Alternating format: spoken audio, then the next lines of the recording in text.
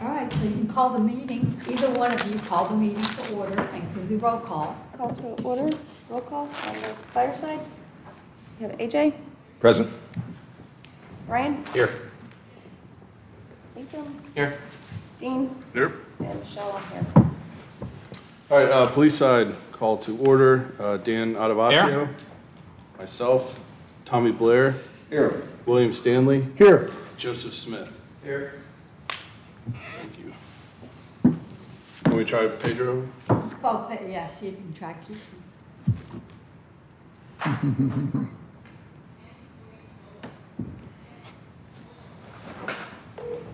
You've reached Intel Forever.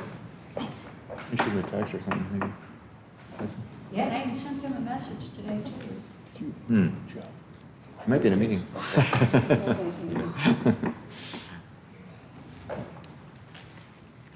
Supposing I got caught in. Good. So I can share the table.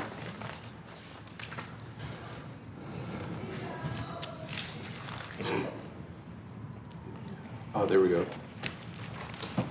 Hi, Pedro. Hey, Chris, how you doing? I'm good, sir. I have you on speaker. Yep. All right. I had my phone on silent. I didn't hear it. That's okay. Alrighty, so Okay. Just start saying, okay, you know, we're going to do the actual report, and Doug can give it. all right. Well, I always ask, but I know the answer. You didn't flip a coin, right? But since the police got Pedro on the line, we'll start with police. Want to go that way? Everybody has their own report. Printed them off, so we don't have to mess with the iPads and trying to switch around. So the purpose of this is just to go over the valuation reports. And as part of that, we'll talk about the investment return assumption and do the declaration of return. So let's just go ahead and you know what though? Yeah, let's deal with police, and then we'll go likewise with fire. Okay. So on the police side, let's jump into the book. And are you guys okay with me? I like to be close to. In that way, I can get picked up on the microphone as well. Sure. Okay. So, interesting year for both plans. So I can start kind of on a high level for both.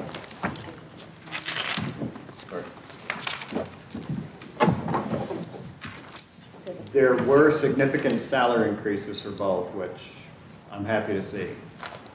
In case you're wondering, if you've looked over the reports, and this has been going on around the state. I'm not surprised, especially on special risk, police and fire. There's a lot of competition going on. I've seen double-digit increases a lot of places, and I actually predicted this a couple of years ago. When I saw the minimum wage law pass and it was phasing into $15 an hour. And I saw that we had a number of police and fire plans around the state where the new hires were coming in the 30,000s. Well, that's minimum wage, $15 an hour. So I saw that happening. And there's no way that everybody wasn't going to get a raise. You can't take the top guys, and that's called wage compression.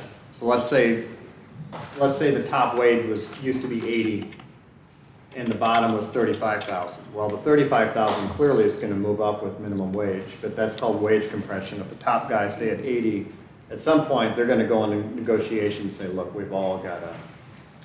And then you throw in pandemic, and you throw in worldwide response, lockdowns, supply chain issues. Pretty soon, I call it kicking the anthill. So they were already starting to move away from certain places up north, right? And out west, they're moving away from California. When the lockdowns came in, and all of a sudden people are told you can work from home. And then when everything was lifted, okay, lockdowns are gone. Well, these people got used to it. It's like, well, I don't have my kid in daycare anymore. I'm used to working, I don't want to go back to the congestion. I don't want to get back in the car and go downtown. And so remote work is here. And so then there's this huge competition. People, it's like, well, I can just log off and work and log on to another employer. And so we've had all of these changes. So I'm not surprised to see salary increases going way up. A lot of people are moving to Florida now for a lot of reasons in a lot of different areas. And this area is one of the fastest growing. I come from probably where I live is probably the fastest, Lee County. Fort Myers, Collier County, Naples, West Coast. But you guys with Axiom, Elon's group, you've got Virgin Atlantic, you've got NASA. I'm preaching the choir here. So with that, with all the people moving in the area, you need municipal workers, you need police, you need fire, you need general employees, and there's competition. So that's a long-winded way of saying I'm reporting big salary increases for this year, and I wouldn't be surprised if it keeps coming. I'm not privy to negotiations, I'm not privy to how the government's interacting with police, fire, local membership, but I wouldn't be surprised to see more increases. And what that yields as far actuarial is your funded status initially takes a little bit of a hit because we're projecting bigger benefits at retirement. Bigger benefits mean bigger liabilities, how much you need to invest today to pay for future benefits. And that initially has an impact on the funded status. But where that's made up is we tell the city you need to start putting in more money. The percent of payroll goes up, payroll is a lot higher, so the city will be putting in more dollars. Those dollars are getting invested, and that will bring your funded status up in the future. So I've just given you kind of a peek of what I'm about to present. So if we're starting with police, look on page 6, and you can see that the city's requirement for the current fiscal year is that 26.55% of payroll. The city should have already taken a guess as to what that 26% of payroll is going to mean in dollars and put that in back in December. A number of years back, probably about 10 years ago, the prior finance director realized that with all the ad valorem taxes coming in, that if you put in a lump sum deposit in December, you can save some interest on how much the actuary charges. And that's been the practice here. So the city should have already taken a guess as to what 26.55% of payroll is in dollar terms for this fiscal year that we're in right now, 23-24, and I've already made that deposit. My guess is they already did and did it properly because they have in the past. In fact, they called whoever's in charge over at finance, I think Patricia Draycott, she put in more than necessary last year in fiscal 23 to the tune of about, there's a footnote on here, $20,000. So that's the current year. Budgeting for 24-25 is about 28.7% of payroll. I say about because it's sensitive to state monies.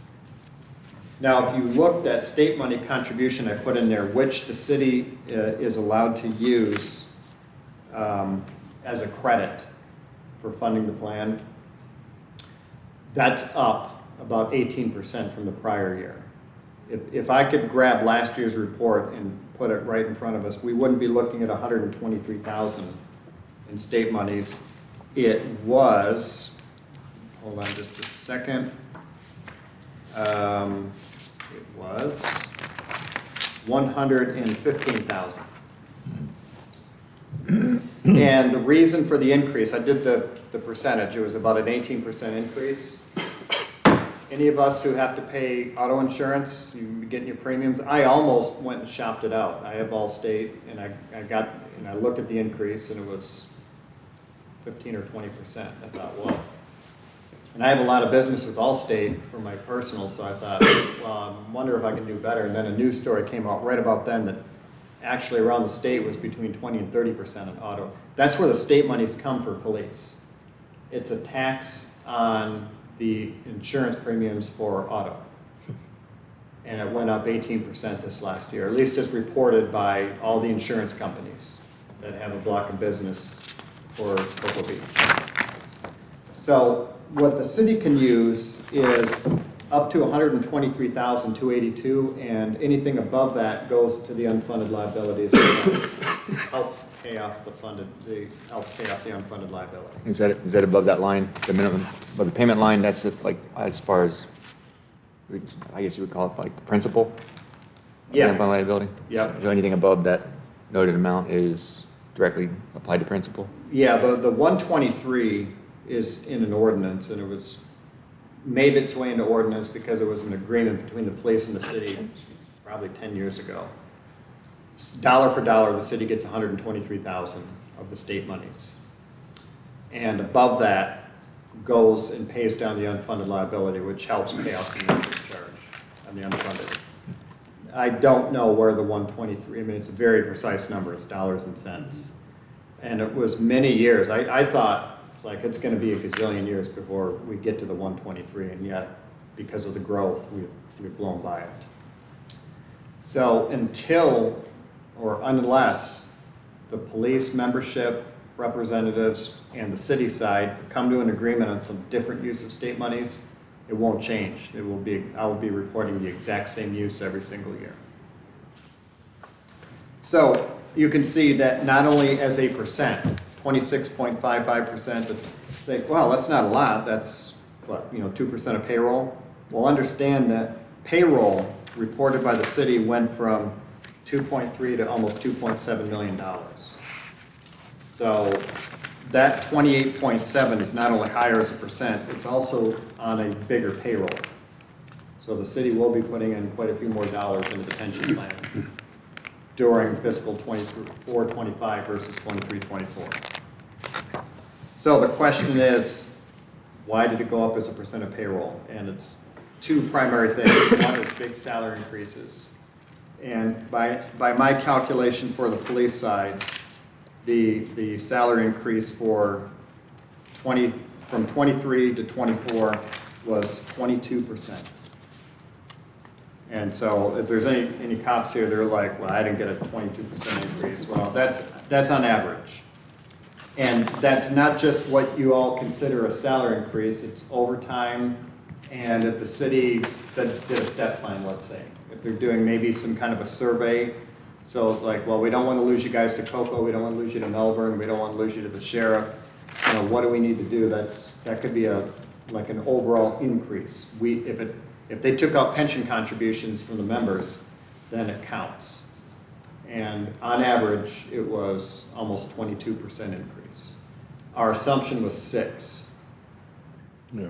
So that's probably the biggest increase, the biggest reason why the contribution requirements went up. Also on the investment side, you did fall short. The assumption remains with the police plan at 7.4%. And what came in for the year was just under 7. The 4-year smoothing was 4.5. I'm giving you some numbers here, so if you want to go to page 14, because you hear me reading out numbers, let's actually see them. So for the police side, page 14, if you go to letter I, the salary increases, you can see there's the 21.82% versus the 6. The year before was 7% versus 5.5. The year before that, 11.8 versus 4.9. Not only do we have maybe, studies being done by the city to try and retain overtime, there's also hurricanes. And hurricanes always come, it seems, right around the end of the fiscal year, right? So some overtime due to hurricanes could also creep into these, which comes into play. So when you take these two things into account, the salary increase and a shortfall on the investment side, if you jump over to page 18, let's get an update on your funded status. So it has, this is a 13-year history.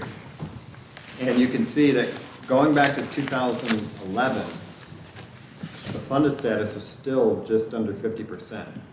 And then it had a nice steady growth, peaking at 2021 at about 85%. So the last 2 years, because of primarily salary increases and short on the investment side, falling short of the 7.4, at least on the 4-year average, that's brought the funded status down to about 79. But I'm not concerned. Now, I know historically, if you go way back a number of years, City Council was very concerned about the funded status, and there was a lot of, there was that think tank in Tallahassee putting out grades, A, B, C, D, F, right, on funded status, and luckily that's all kind of fallen to the wayside. I'm not concerned that you've fallen from 85 to 79. The way you make up for that is extra contributions, and that is coming in from the city. And also on the investment side, you know, that's going to vary from year to year. While you didn't do stellar in fiscal '23, I think you got a report from Carrie that the first quarter, so October 1st through December 31st, was actually very good. There was a very big increase. So we just got to let it all ride out. The funded status may fall the next couple of years a little bit more. Just, you have to see the actuary every year to know, because we don't know what the salary increases are going to be, and we don't know what the investment's going to be. But the extra contributions coming in from the city, plus the investment side, will bring the funded status back up. So, I have a question. yes, ma'am. With the increase above what we anticipated for the salaries, does that also include any additional FTEs that may have been added? Now, what I reported on the salaries, it has nothing to do with new hires coming in. It's the same group of people who are here 2 years in a row. That's what we're measuring. Bringing on new people actually is a good thing. And the reason is, just like you hear in the discussion of Social Security, and you want growth, you know, people retiring, you got the baby boomers retiring, and you've got new people entering into the workforce. This is why you hear Elon Musk talking about, it's like, hey, I'm doing my part. He's got, what, 11 kids? He's like, we need growth. We need population growth. That growth pays for promised liabilities, because you have these young people coming in, young police and young firefighters coming in. They're 20, 25 years old. They're contributing to the plan right away, but they're 25 years away from retirement. And the extra contributions the city's putting in for them, in addition to their contributions, is going to help pay down the unfunded liability in those early years. So I'm glad to see the net number of increase in police officers and firefighters for Cocoa Beach. That's going to help stabilize the funded ratio. So to that point, and I'll finish up with police, we saw net active growth for the police in the pension plan for the year. I'm turning to a page so I can draw your attention to it as well. And that would be towards the back, page 41. Actually, we fell back one on police, but I'm guessing that's being addressed. We went from 35 active police officers, 10-1-22, to 34, 10-1-23. My hunch is, though, that something's being done to address that. Those numbers, those bodies are tied up in police officer trainee positions. So they're not yet contributing. They're just making a lesser salary, but they're not actually police officers yet. Yeah, but I'm going to guess that that 34 is probably going to be higher next year at this time. Just looking at the number of bodies that increased in the fire side, I have to think police is probably following suit. Yeah, if no one leaves, we'll be at 43 Wow, at this meeting next year. okay. And that, If everybody graduates at police academy. so that's just a 1-year lag from fire, yeah. I'm not surprised. That will really help as far as the funded ratio. is those extra contributions going from 34 to 43, those extra 9. They're probably younger, is my guess, overall. Yeah. In their 20s. Yep, so that's going to help. Okay, any other questions on police? Jump to fire. At the end, I want to bring up the investment return assumption, but I can do it for both plans at the same time. Okay, so let's jump over to the fire report then. And jumping to page 6, very similar to what I just gave for police. I mean, both plans pretty much mirror each other.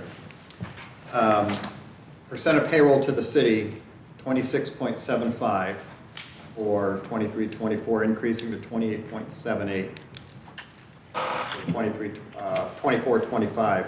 The state monies, remember I said for police, they went up 18%, for fire, it doubled, like 36%. When I was here a year ago, Is that page 28? Page 6. page 6. No, but Oh, yeah, page 28 is the state Because money. I was looking through the state website, whenever forward that data is sitting on the sheet of paper. Thank you. Because I got done through FRS and everything. So it's right here. Yep, Um, this is specific for Cocoa Beach, so pretty amazing. 25 years ago, the state money's annually 55,000, and now it's up to 241. The state monies for fire is different than police. It's a tax on the insurance premiums for hazard insurance, so just think of structures that are insured. And sometimes the state monies go down on fire, and it's like you're being punished for good deeds, and that is your ISO rating goes up. And the insurance companies like that. It's like, oh, all these improvements done, technology and so on, there's less of a chance of a fire burning the place down. So therefore, the insurance premiums go down, which is good. On the pension side, it's bad because if the insurance premiums go down, then there's less state monies. Because I think it's a 1.85% tax on that premium. But when you have massive growth, when you just have new buildings coming in and the property values go up, yeah, the ISO ratings can go up, but the overall growth is still so much that the state monies go up. So it was a 36% increase this last year. So going back to page 6, how do we handle that state money? Well, the city can use dollar for dollar $153,000 a year, and everything over that goes to the unfunded liability. So that extra is going to help pay down the unfunded liability, which gets the funded ratio going up faster. But same as police, the percent of payroll is going up. Payroll went up a lot for fire.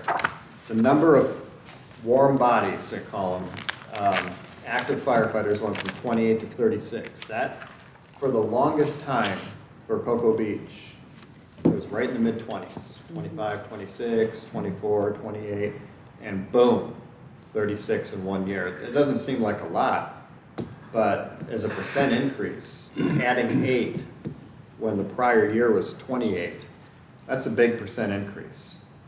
So payroll went up from 2 million to 2.5. So more dollars will be coming from the city.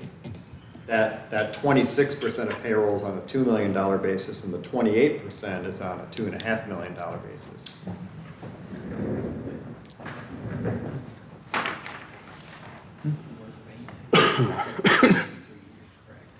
Just no second.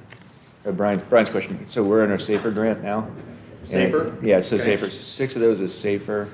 And so the city gets, it's grant money for payroll and stuff, but they still have the same benefits we do. So they're still, like I said, on that track. Just, Okay. it's a body. There's a quantity. It's correct me if I'm wrong, but that body equals you and me, whatever. It's the same type of thing for us, but SAFER is just paying on the backside, the city direct. So there's a grant that's helping to pay, Yeah, but yeah. my guess is we're not going to just suddenly lose 8 firefighters. I mean, they're Yeah, here yeah, for the yeah, long haul. Yeah, well, you have to keep them, otherwise the city, if the city was to move them on, for whatever reason, so they couldn't sustain it, they don't get any grant money moving forward for Yeah. anything.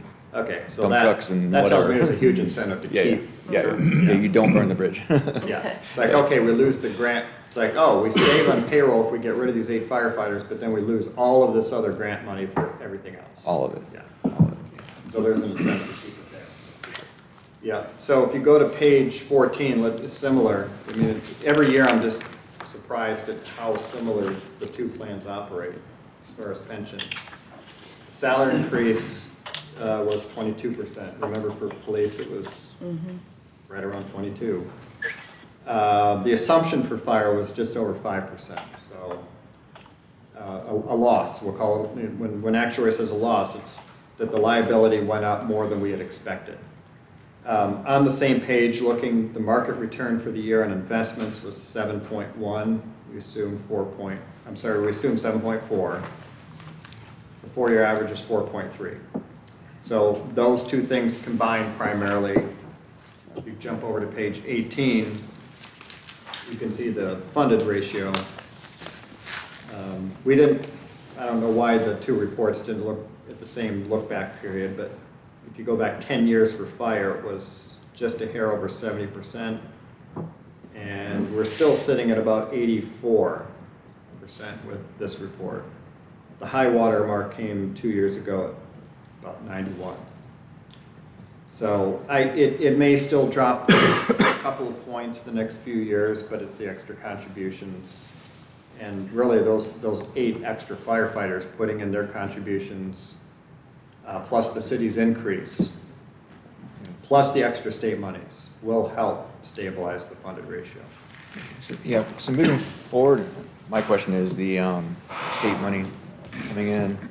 It seems geometric. It's really cranking now. And I did see another document that showed next year's projected. It's even higher than that last number there.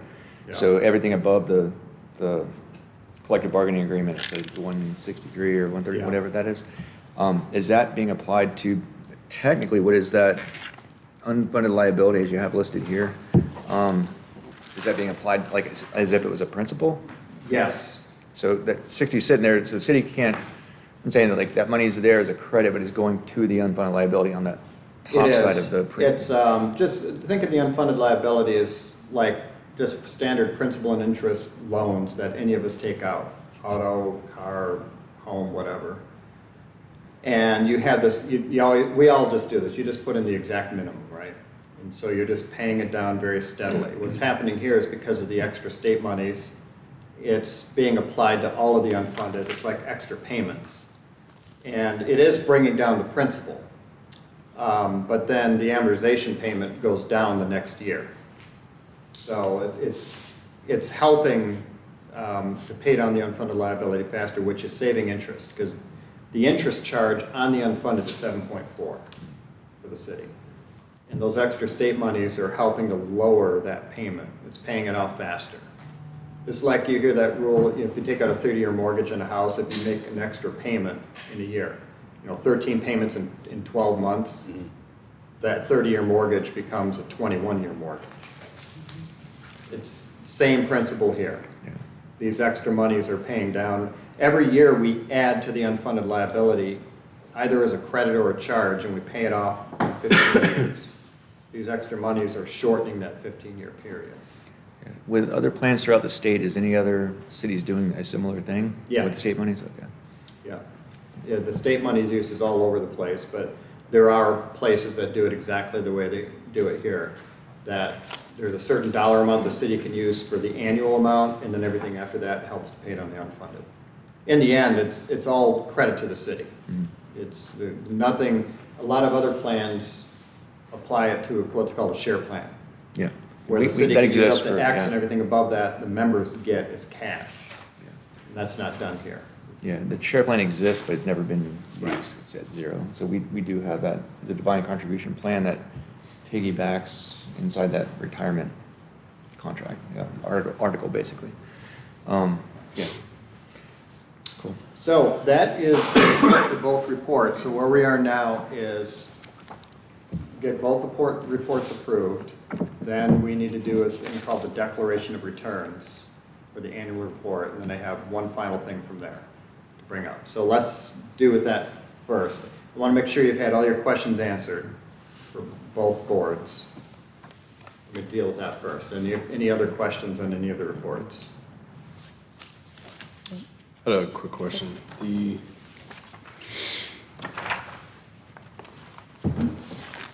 Page 40.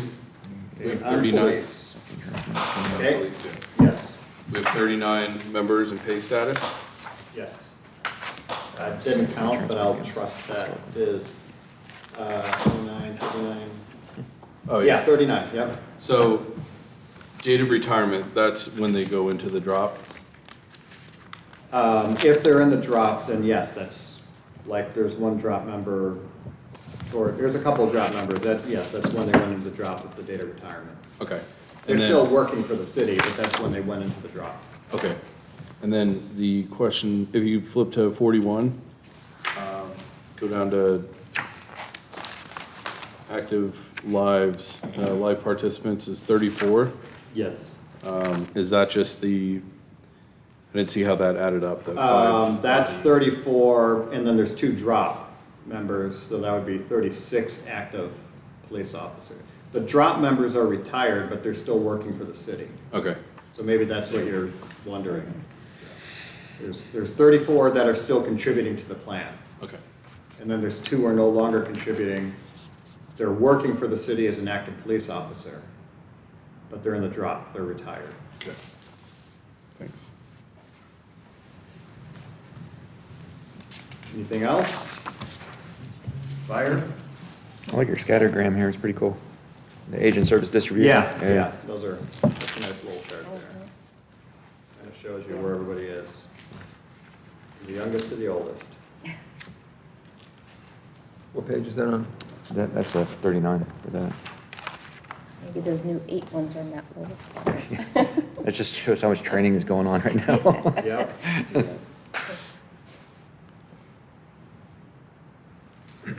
Okay, if all the questions are answered, then each board will separately need to approve the report by way of vote. Do we have a motion to approve? I have a motion to approve the actuarial report as presented by Doug Lozen. First, second? Second? All approve? Aye. Aye. Police I'm over, we approve the report. Second? All right, all in favor? Aye. Aye. Okay, now let's deal with the declaration of returns. I will just say the language, it's the same it's been for almost 20 years. It's an exercise required by the Division of Retirement for inclusion in the annual report that's due in March. And the wording, and I think Debbie, you just got the same form that's been there for almost 20 years. We Yeah. just repeat it and just send it along every year. It's for the next year, for the next several years, and the long term thereafter, you're declaring an expected return of 7.4% in investments. You can just say so moved separately for each board. So moved. So moved. There you go. And just take a vote on it and it's done. Motion? And To accept. the motion's already done, right? Accept. Or- All yeah, so- all in favor? Aye. Okay, who did what now? I didn't hear. No, I didn't. I gave the language and it was Yes. seconded. Seconded. By Okay, you seconded, okay. Addabasio and Michelle. Okay, you and Michelle, okay. And then everyone is unanimous for both Yeah. boards. And you, Debbie, you're sending just the exact same, because we Yes, haven't I got a changed. form that's filled out. And it's still 7.4. Yes. Now, to that point, let's readdress the investment return assumption. The average in Florida right now for governmental pension plans is about 7. And FRS is at 6.7. I don't think they moved. They've been lowering it. I think they're at a hold pattern right now. But the pressure really is on to try and probably get towards that 7 range. So my suggestion is that you authorize me to run a study to show you what the impact on how much the city would need to put in and on the funded ratio would be if you looked at a 7. And I would do this before the next valuation. And come and present it and talk about the impact so you can all see it on paper, what it looks like, and then talk about a path to get there over maybe the next couple of years. So I'll call it a glide path. I wouldn't recommend, let's go from 7.4 to 7 all in 1 year. That would probably be a little sticker shock to the city. Would that be a ballpark idea of how much that, I'm going to guess 5% of payroll, if you did it all at once and pulled the Band-Aid off. So if we did a glide path, say over 3 years, then it's, 1.5, 1.7% of payroll a year, something like that. like roughly at 5%, it's like 150 grand annually? Yeah, well, on $1 million, that would be 50,000. So yeah, I would say probably 100 to 150,000 dollars total. And that, by the way, that would be annually. So if you went all the way down, boom, right now 7, you might be asking the city for $200,000 or $300,000 per year for 15 years. Yeah. Extra all at once.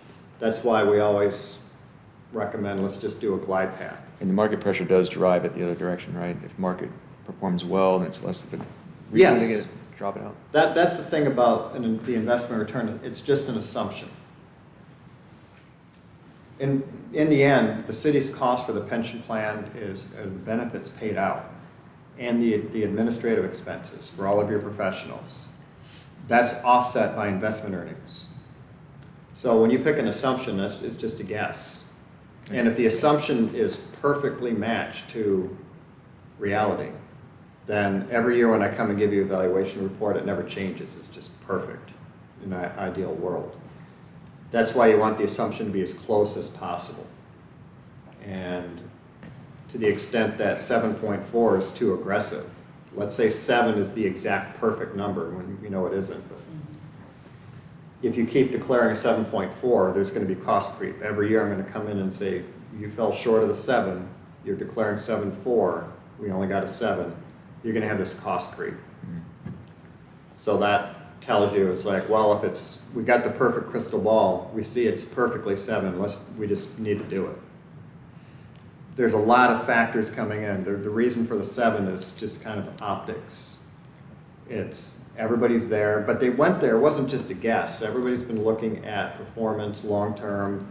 They're doing an outlook into the future for the next 10, 20, 30 years. And right now, 7 seems to be kind of the happy compromise. So that's why I threw out a 7 to at least start to look at. So swing back to that. I would need both boards' approval to run a study to look at 7% on the investment return assumption.